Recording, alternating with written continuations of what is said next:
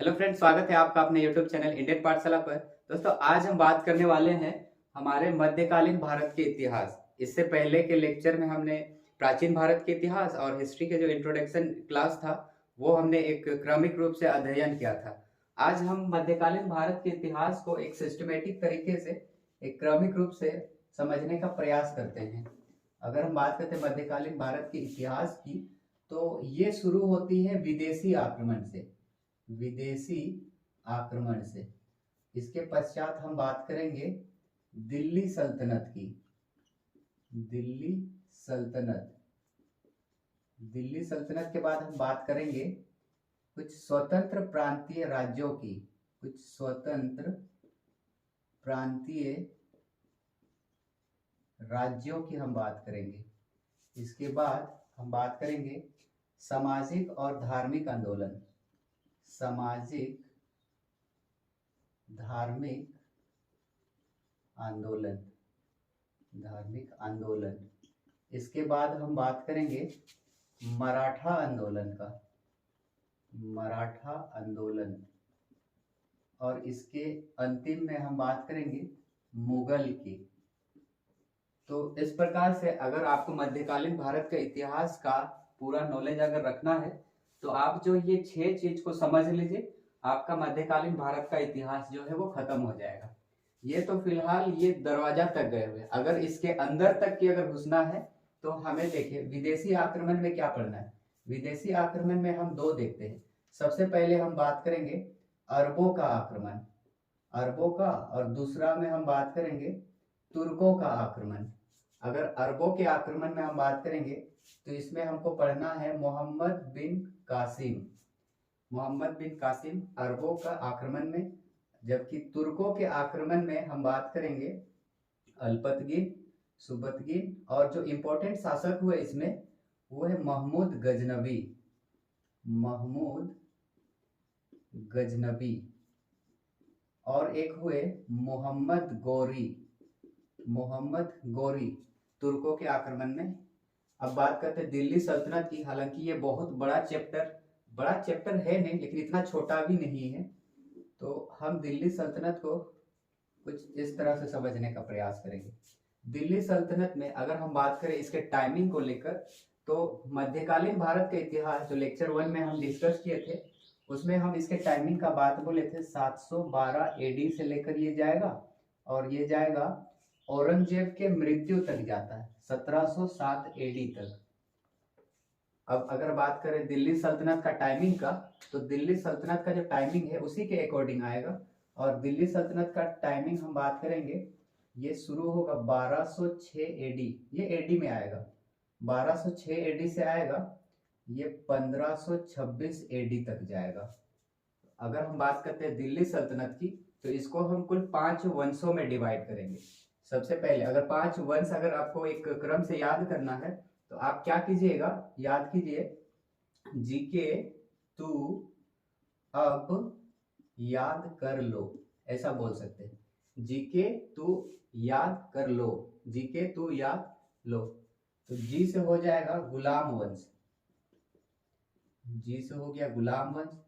फिर के से हो जाएगा खिलजी वंश, खिलजी वंश।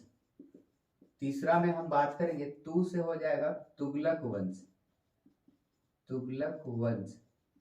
फिर याद, चौथा में याद से हो जाएगा सैयद, सैयद वंश। और अंतिम है लोधी वंश। अंतिम में हम बात करेंगे लोधी वंश। अंतिम में हो गए लो से लोधी वंश। तो इस प्रकार से दिल्ली सल्तनत जो कि 1206 से 1526 तक जाती है, इसको हम इस 5 वंशों में हम डिवाइड करते हैं। अगर टाइमिंग की बात करें तो ये स्टार्टिंग होगा 1206 एडी, 1206 एडी। ये हो जाएगा 1206, सब एडी में है। 1206 से ये चला जाएगा 1290 तक। ये 1290 से 1320। तुगलक की बात करें तो ये 1320 से जाएगा 1414।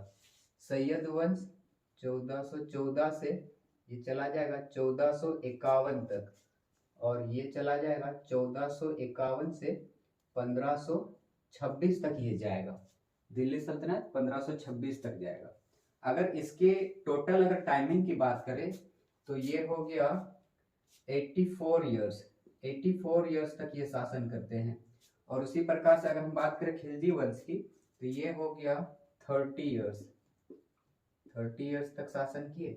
तुगलक वंश की अगर हम बात करें तो ये सबसे ज्यादा 94 ईयर्स तक शासन करते हैं। सैयद वंश हो गया 36 ईयर्स। और लोदी वंश की अगर हम बात करें तो ये हो गया 76 ईयर्स। तो इस प्रकार से जो संपूर्ण दिल्ली सल्तनत है उसके हम टाइमिंग को इस प्रकार से बात कर सकते हैं। सबसे ज्यादा हो गया तुगलक वंश, और सबसे कम अगर हम बात करें तो वो हो गया खिलजी वंश जो कि 30 साल तक शासन करते हैं। अगर हम बात करें गुलाम वंश में कुल कितने शासक हुए, अगर कुल शासकों की बात करें तो इसमें हुए 11 शासक हम बात करेंगे। खिलजी वंश में 5 शासक, तुगलक में 9 शासक, सैयद में 4 शासकों की हम बात करेंगे और लोदी में 3 शासकों की हम बात करेंगे। अगर इसके बाद की अगर देखें तो लोदी वंश के जो अंतिम शासक हुए वो 1526 में उनकी मृत्यु हो जाती है। और 1526 के बाद ही शुरू हो जाता है मुगल काल, 1526, और ये चला जाएगा हम लोग का जो सिपाही विद्रोह हुआ था ये अंतिम रूप से चला जाएगा 1857 में ये चला जाएगा। 1526 से 1857 अगर हम बात करें इसकी कुल टाइमिंग 1857 1526 331 तो लगभग 331 साल तक जो है मुगल शासन करते हैं। तो वापस से अगर हम इसके जो कुल 11 शासक है उन पर हम बात करें, सबसे पहले अगर हम बात करें इनके संस्थापक की तो गुलाम वंश के अगर संस्थापक की बात करें तो गुलाम वंश के हम संस्थापक की बात कर सकते हैं। इसके हुए कुतुबुद्दीन ऐबक, कुतुबुद्दीन ऐबक हुए संस्थापक।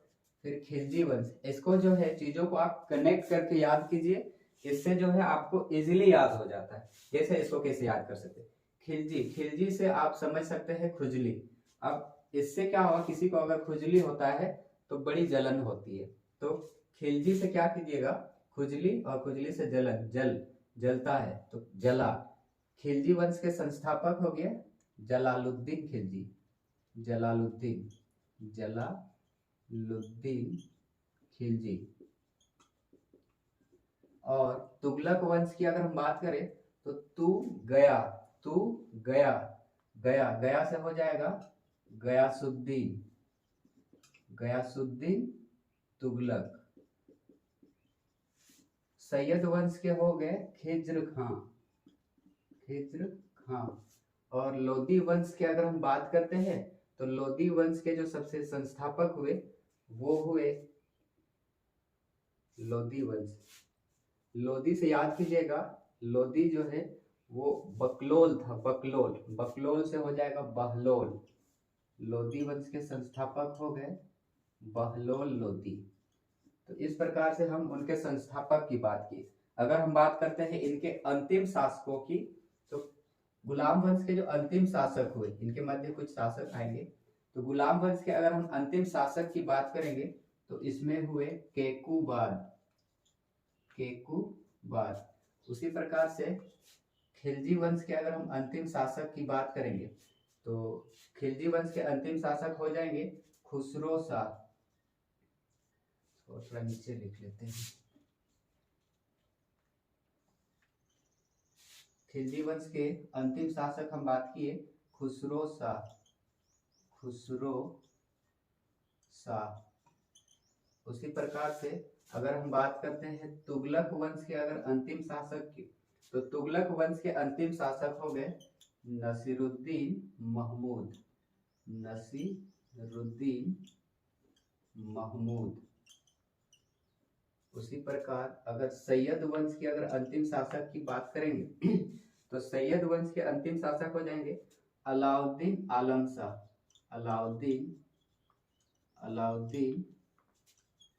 शाह। आलम शाह। और लोधी वंश के अंतिम हो जाएंगे इब्राहिम लोधी, इब्राहिम लोधी।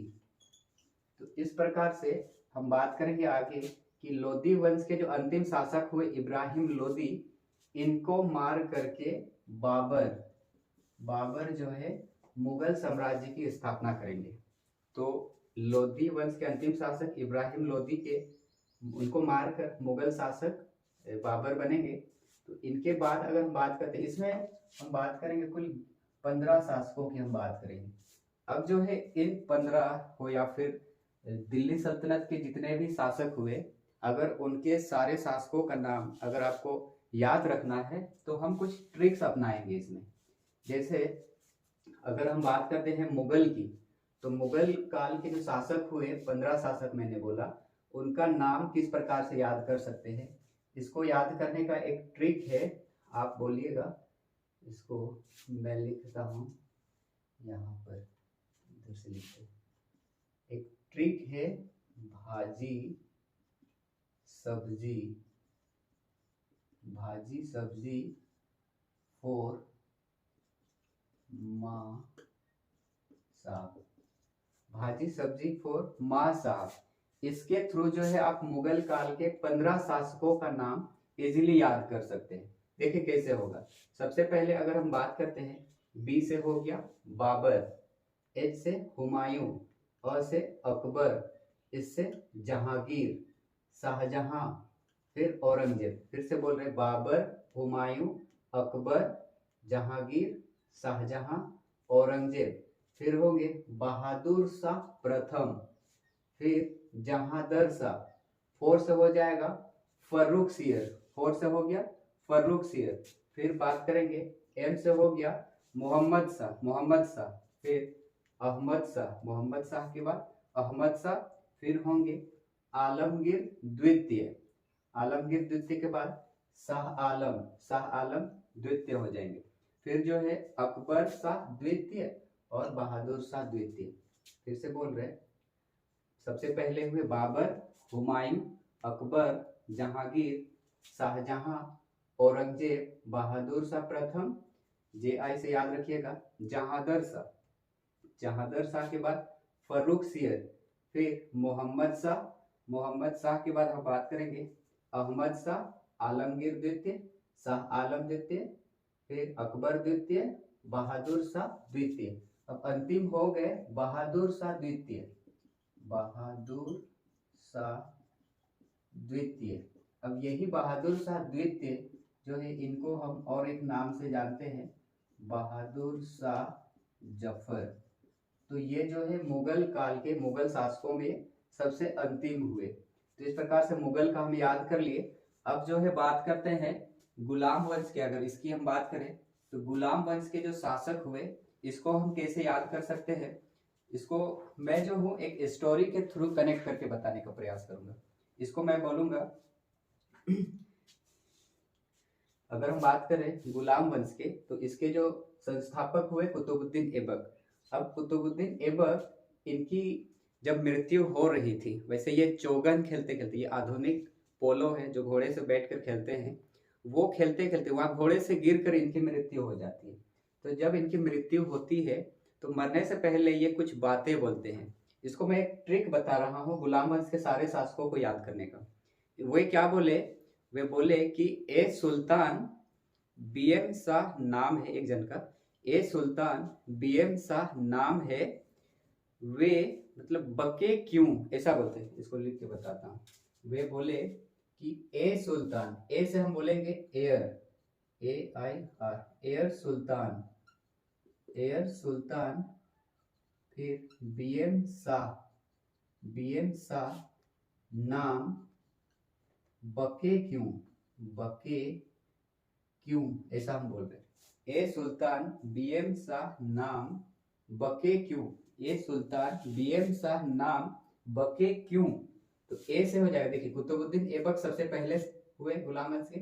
फिर ए से हो जाएगा आराम शाह, आई से हो जाएगा इल्तुतमिश, आर से हो जाएगा रुकनुद्दीन फिरोज शाह, आरिफ कर दिए, रुकनुद्दीन फिरोज शाह। सुल्तान से हो गया रजिया सुल्तान। बी देखिए बी एम शाह, इसको कैसे बोलिएगा, बी एम शाह को अब बोलिएगा, बी से हो जाएगा आपका एयर सुल्तान हो गया, बी एम शाह में बी से हो जाएगा बहराम शाह, बहराम शाह मसूद शाह, बहराम शाह के बाद मसूद शाह, फिर नाम से नाम से हो जाएगा नसीरुद्दीन मोहम्मद, नसीरुद्दीन मोहम्मद हो गया। फिर बलबन केकुबाद, फिर से बोल रहे हैं, ए से हो जाएगा आराम शाह, इल्तुतमिश, रुकनुद्दीन फिरोज शाह, फिर रजिया सुल्तान, बहराम शाह, मसूद शाह, नसीरुद्दीन मोहम्मद, ब से हो जाएगा बलबन, फिर केकुबाद, फिर क्यू से हो जाएगा क्यूमर्स, क्यू से क्यूमर्स। तो इसको अगर हम बात करें तो ये क्यूमर्स जो है बहुत ही कम समय के लिए जो है राजा बने थे, इसलिए हम इसको नहीं पढ़ते हैं। एक्चुअल में गुलाम वंश के अंतिम शासक हम केकुबाद को बोलते हैं, तो आप इसको याद कर।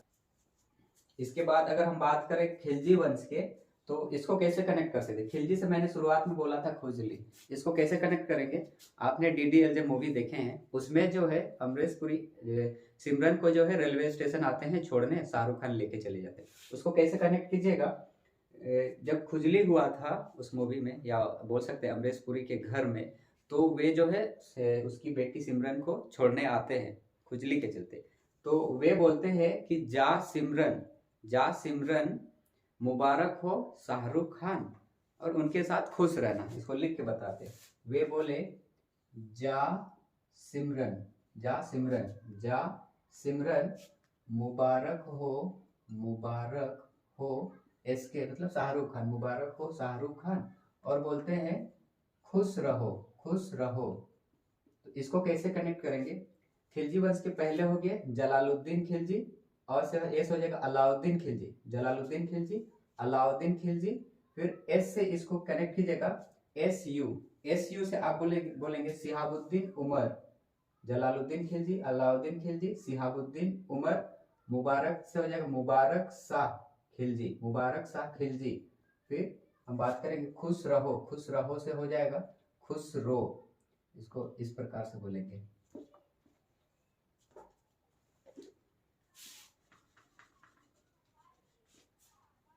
खुसरो हो जाएगा ये।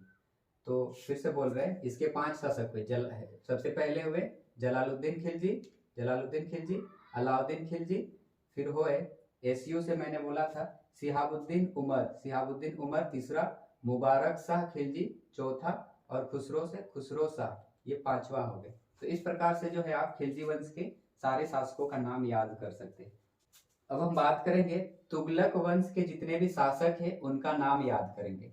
इसको याद करने का एक तरीका आप इस प्रकार से बोल सकते हैं, इसको कैसे कनेक्ट करते हैं कि जब खिलजी वंश के सारे शासकों का पतन हो गया, मतलब जब इनके बाद तुगलक वंश जब आए, तो खिलजी वंश वाले इनको क्या बोले, इसको हम क्रिकेट से थोड़ा कनेक्ट करेंगे।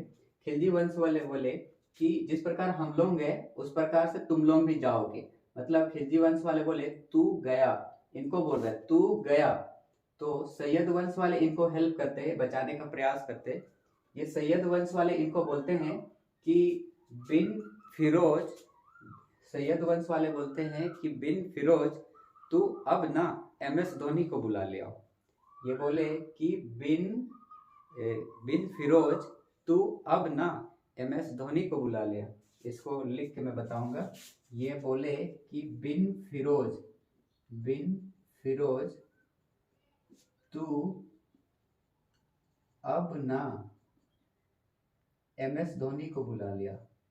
तो MS धोनी के पास जब गए तो वे बोले कि मैं तो बिजी हूँ, मैं नहीं जा सकता। वे बोले इस सिकंदर को ले जा, तो वे बोले ए सिकंदर को ले जा। जब वे गए बैटिंग करने के लिए तो वे बस नाम सा स्कोर किए, नाम सा। इसको कैसे याद करेंगे, बिन से हो जाएगा, इसके कुल 9 शासक हुए। सबसे पहले तो गयासुद्दीन तुगलक, बिन से हो जाएगा मोहम्मद बिन तुगलक, फिर फिरोज शाह तुगलक। देखिए पहला हो गया गयासुद्दीन तुगलक, मोहम्मद बिन तुगलक, फिरोज शाह तुगलक, तीसरा हो गया। चौथा में ये जो गयासुद्दीन तुगलक था, ये फिरोज शाह तुगलक का ही पोता था, तो ये इसी के नाम पे शासक बना आगे। फिर गयासुद्दीन तुगलक, वैसे हम कभी कभी किसी बुक्स में देखेंगे गयासुद्दीन तुगलक प्रथम और इसे गयासुद्दीन तुगलक द्वितीय। तो ये तुगलक शाह, गयासुद्दीन तुगलक, मोहम्मद बिन तुगलक, फिरोज शाह तुगलक, ये तुगलक शाह। अब से हो जाएगा अबू बकर, ना से अब बात करें नसरुद्दीन मोहम्मद शाह, ना से हो जाएगा नसरुद्दीन मोहम्मद शाह। इसके बाद हो जाएगा ए से अलाउद्दीन सिकंदर, फिर एनएम शाह, एनएम शाह से हम बात करेंगे नसीरुद्दीन, यहाँ नसीरुद्दीन करते हैं नसीरुद्दीन। एन से हो जाएगा नुसरत शाह, नसीरुद्दीन नुसरत शाह। फिर एम से हम बात करेंगे महमूद शाह। तो इस प्रकार से जो है आप कुल इसके 9 शासकों को भी याद कर सकते हैं। अब अगर हम बात करते हैं सैयद वंश के इसके जो शासक हुए उसको कैसे याद करेंगे, इसको हम बोलेंगे कि सबसे पहले तो हो गए खिज्र खां। खिज्र खां जाके बोलते हैं कि मुबारक हो एमडी साहब, मुबारक हो एमडी साहब, मुबारक हो एमडी साहब बोलते हैं आपके घर में जो है आम हुआ है, फल आम हो गया। तो खिज्र खां बोलते हैं मुबारक हो एमडी साहब आपके घर में आम हुआ है। इससे हम कैसे बोलेंगे, खिज्र खां के बाद की अगर हम बात करें तो हो गए मुबारक शाह, मुबारक से मुबारक शाह। अगर एमडी से अगर हम बात करें तो ये हो जाएंगे मोहम्मद शाह, मुबारक शाह, मुबारक शाह, मोहम्मद शाह, साहब को हटा देते हैं बा को, तो ये हो गया मोहम्मद शाह। फिर हो गए आम से याद रखिएगा आलम, अलाउद्दीन, अलाउद्दीन यहाँ लिखे हैं अंतिम वाले हैं अलाउद्दीन आलम शाह। सबसे पहले हो गए खिज्र खां, मुबारक शाह, मोहम्मद शाह तीसरा, फिर हम बात करेंगे चौथा में अलाउद्दीन आलम शाह। उसी प्रकार से अगर लोदी वंश के शासकों की याद करें तो ये हो जाएंगे, इसको कैसे कनेक्ट करेंगे, जो बकलोल था मतलब बहलोल था, बकलोल बोले, बकलोल जो था वो मैथ का एक चैप्टर है सिंपल इंटरेस्ट, उसको बना रहा था। तो बकलोल से बहलोल लोदी या बोल सकते बहलोल लोदी जो है वो सिंपल इंटरेस्ट बना रहा है। एस से हो जाएगा सिकंदर लोदी और आई से हो जाएगा इब्राहिम लोदी। तो इसके 3 शासक हुए, सबसे पहले बहलोल लोदी, फिर हुए सिकंदर लोदी, फिर आई से हो जाएगा इब्राहिम लोदी। तो इस प्रकार से दिल्ली सल्तनत के जितने भी शासक हुए उसको आप याद कर सकते हैं इस तरह से। अगर हम बात करते हैं विदेशी आक्रमण हो गया, दिल्ली सल्तनत भी हो गया और उधर से मुगल के बारे में भी हम पढ़ लिए।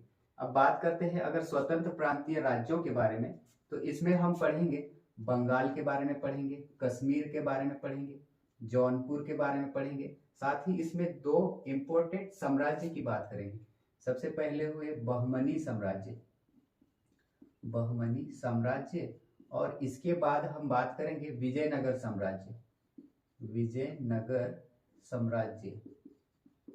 साथ ही इसके बाद अगर हम बात करेंगे सामाजिक धार्मिक आंदोलन की, तो इसमें हम 2 आंदोलन देखेंगे, एक हुए सूफी आंदोलन और एक हुए भक्ति आंदोलन।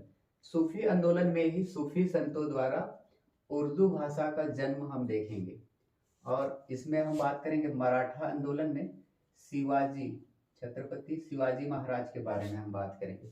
तो इस प्रकार से जो है आप इन 6 जो टॉपिक मैंने बोला मध्यकालीन भारत के इतिहास की, तो उसके थ्रू जो है आप संपूर्ण मध्यकालीन भारतीय इतिहास को आप समझ सकते हैं।